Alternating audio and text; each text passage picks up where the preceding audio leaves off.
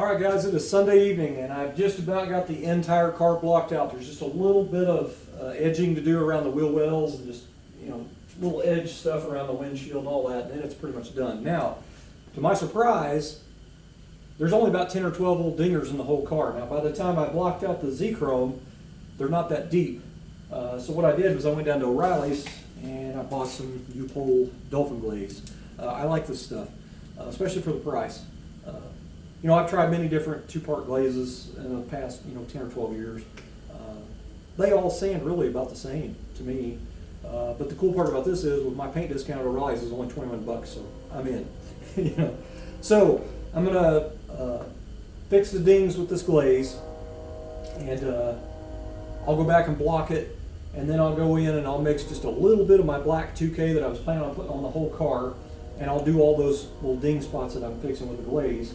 And then in a couple days, I'll go back and block that whole area out and feather edge that black primer into the Z-Chrome. And at that point, the car will be ready to be, blown off and remasked and then wiped down and shot with the black 2K all over. And anyway, I had a little trouble sleeping last night because the gears were turning in my head. It would be absolutely stupid not to paint the car at this point because it's this far apart. I am itching to get back on my 55. Like I'm over being mad at my 55 after I chipped the paint on a rocker. I'm over it. I'm ready to get back on it, but I do not want to stop on this car. I need a daily driver, so I'm just at that point. I don't mind spending another month on this car and getting it painted. It's just another little step I have to wet sand the 2K, but at this point I don't mind because I'd have a nice daily driver that I'd be proud of. I'd be proud if it was in black 2K primer. Don't get me wrong. I really love it if it was painted. So what I done was I come out and I went through my paint remnants this morning, and I don't have anything. I'm going with a tan interior, so I could do any color I wanted on this car. But my original plan from the get-go when I first drug this car in was going with this color. If you've been following the build, I sound like a broken record. My first car my dad bought me in 1988 was a 1979 Regal Limited. This is an 80, but it's got a 79 header and taillight, so it's pretty much a 79 now. And it was this color. Now I did some research on the internet and found out this color for 1979 Buick is called dark gold. I had no idea. I just assumed it would be one of the chestnuts. GM had a lot of chestnuts: light chestnut, medium chestnut, dark chestnut. But this is called dark gold.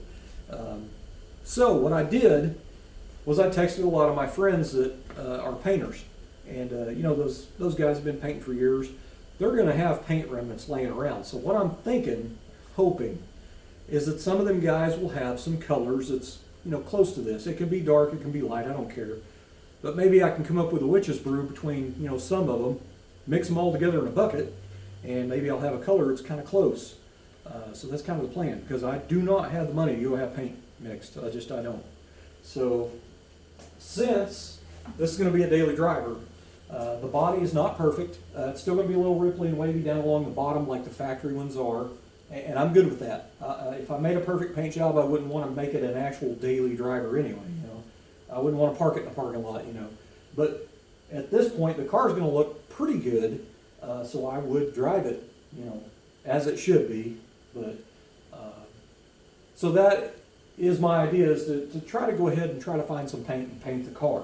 Now with that being said, some of the paint that I found that I can use, if you've ever seen a 78 to 80 Regal in a factory two-tone paint scheme, for that color or the dark brown, the other color that they put on was just a beige, like a cream colored tan, non-metallic. So I have a half a gallon of a beige tan color over there in a single stage urethane. I don't mind using single stage urethane on the car. I have it here, might as well use it. So anyway, I would do the factory two-tone. I've showed this before. They two-tone these cars off the body line here, and they come back right behind the quarter glass from straight up and then straight across the roof.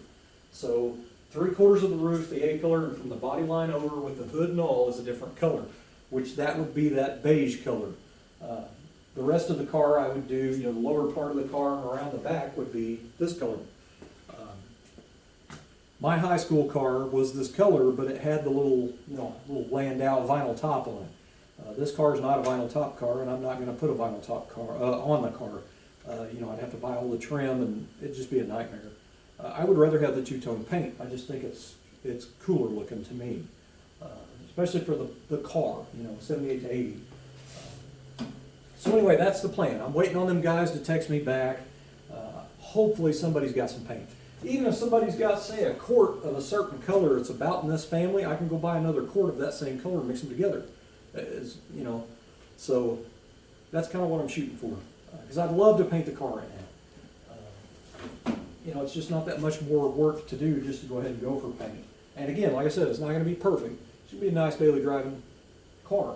And I think it'd look really, really nice, tan and brown two-tone with the Grand National wheels on it. You know, if the car was that color, every day that I come out to get in that car, it would be like a time machine, 1988 for me all over again, and I love it.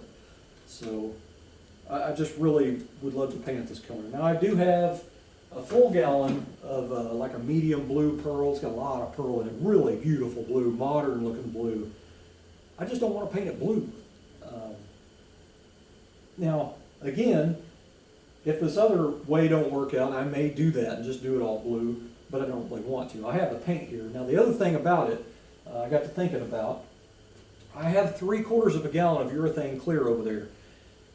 I haven't used it in 4 or 5 years. It's not high solids clear, it's just thin clear. This car, I'm not going to color sand and buff it. I'm going to leave, if it gets some peel in it, I'm going to leave the orange peel in it because it'd be just like every new car on the road.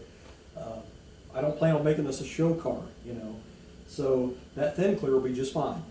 But if I was planning on color sand and buffing the whole car, I'd definitely want to do high solids. But, so with that being said, you know, the only money I'd be out if I had to is to get this color. You know, I have the tan and I have some clear, so just wait and see what the other guys come up with. I also thought about, you know, if they don't have anything, maybe I should hit some of the paint shops in town this week and maybe see if somebody in town maybe has some remnants that they, you know, sell me real cheap or giveaway or whatever. But, you know, like I said, guys, I just don't have the money, but I really want to paint the car. And it's, I'm at that point. I would be happy with it either way, whether it's painted or primer, but, you know, if it was painted, it'd be that much better, you know. Again, I don't mind tearing it apart later and painting it, but it's already torn apart. Now would be the time, man. And, you know, not going for a perfection paint job, I'm good with it. You know, spray it and bolt it together and roll, you know. You know, I'm sure I'll have some runs and some trash and stuff. I'll have to color sand and buff out of the clear, but that single stage, I used to love spraying single stage back in the 90s. Man, I love spraying that stuff. I could get it to lay down good and I wouldn't get a run. So hopefully I'm not too rusty and I can get that to lay down where I don't have to mess with that, you know. I'm definitely going to do the vinyl tape on the body line to break up the colors. And what I mean by that is you use the vinyl thin tape and you basically do 3 rows of it. You lay your first row down where it's perfect, then you put your second one butted up right to it, and then you put your third one butted up to that one. And then when you're done, you pull the middle one, because the middle one was basically just a guide. That way when you paint the car, you've got that offset stripe, so it looks more professional and looks more factory, instead of just going back and putting a pinstripe on it, you know, with the sticky tape stuff, pinstriping tape.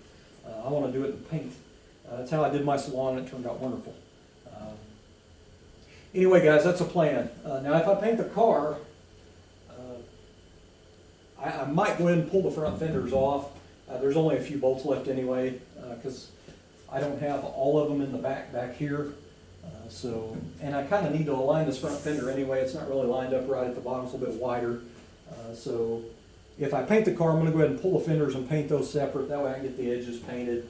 And, you know, I'd be spraying the hinges and all when I'm doing the rest of the car. So, I mean, it is a little bit more work, but not a whole lot more work at this point because the car is so far torn apart. But anyway, that's a plan. It all depends on my buddies, if anybody's got some paint. And I will call the paint shop tomorrow in Tulsa, and I'm going to inquire about the color. I'm going to see, about how much it is. I don't think I need a lot of paint since I'm only doing about half the car. I think I could probably get away with maybe 2 quarts, or maybe 2 quarts and a pint. I don't know, but if I could get 2 quarts and get away with the outside, then I can go back and jam the underneath side of the trunk and all that stuff later, and just buy a pint or something, But anyway, it just it's up in the air until I hear from all the guys. So anyway, I'll keep you informed, and that's kind of where I'm at right now.